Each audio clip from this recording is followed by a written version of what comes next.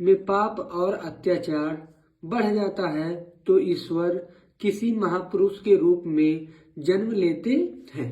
यानी जो प्रथम सर्ग है इसमें कहा जा रहा है, यानी कवि कह रहा है, क्या कह रहा है कि जब संसार में पाप या अत्याचार बढ़ जाता है तो ईश्वर किसी महापुरुष के रूप में क्या करता है, जन्म लेता है। इसी प्रकार भारत को अंग्रेजों के अत्याचार से बचाने के लिए पोरबंदर नामक स्थान पर करमचंद के यहाँ मोहनदास के नाम से एक महान विभूति का जन्म हुआ। यानी जब अंग्रेजों का भारत में क्या हो गया था, अत्याचार बढ़ गया था, तो पोरबंदर नामक स्थान पे करमचंद के यहाँ कौन, मोहनदास नाम से एक महान विभूति का क्या हुआ था, जन्म हुआ। ऐसे ये प्रथम सर्ग, अगर आपको प्रथम सर्ग कहेगा तो ये आप इतना प्रथम सर्ग में लिख सकते हैं। अब जो द्वितीय सर्ग है उसे हम देखेंगे। द्वितीय सर्ग में क्या कहा जा रहा है, अब इसे हम लिखेंगे। तो द्वितीय सर्ग अगर आपसे पूछ रहा है कि मुक्तदूत खंड काव्य के आधार पर द्वितीय सर्ग लिखिए, तो आप द्वितीय सर्ग ऐसे हेडिंग डालेंगे और उसमें हम लिखेंगे इस सर्ग में कवि ने गांधी जी के मनोदशा का वर्णन किया है। यानी जो ये सर्ग है इसमें गांधी जी के मनोदशा का वर्णन किया गया है। बताया जा रहा है कि एक दिन महात्मा गांधी जी सपने में अपनी माता जी को देखते हैं।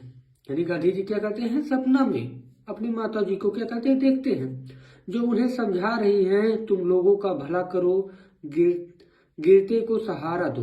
वो समझा रही है कि गरीब लोगों को, यानी तुम लोगों का क्या करो, तुम लोगों का भला करो और गिरे लोगों को सहारा दो, केवल अपना ही नहीं औरों का भी पेट भरो। तभी से महात्मा गांधी जी ने देश को आजाद कराने का संकल्प लिया और दूसरों को भी प्रोत्साहित किया और पूर्ण रूप से राष्ट्र की सेवा में लग गए। इतना आपको क्या करना है, द्वितीय सर्ग में ऐसे आपको लिखना है। अगर वो द्वितीय सर्ग पूछ रहा है तो आपको द्वितीय सर्ग में लिखना है। अब हम तृतीय सर्ग देखेंगे। अब हम लोग तृतीय सर्ग देखेंगे। तो तृतीय सर्ग जो है इसमें हम लिखेंगे इस सर्ग में गांधी जी द्वारा अंग्रेजों का विरोध करने का वर्णन किया गया है। यानी जो ये सर्ग है, तृतीय सर्ग है, इसमें अंग्रेजों का विरोध करने का वर्णन किया गया है। प्रथम विश्व युद्ध के दौरान गांधी जी ने देशवासियों को अंग्रेजों की सहायता करने का आदेश दिया।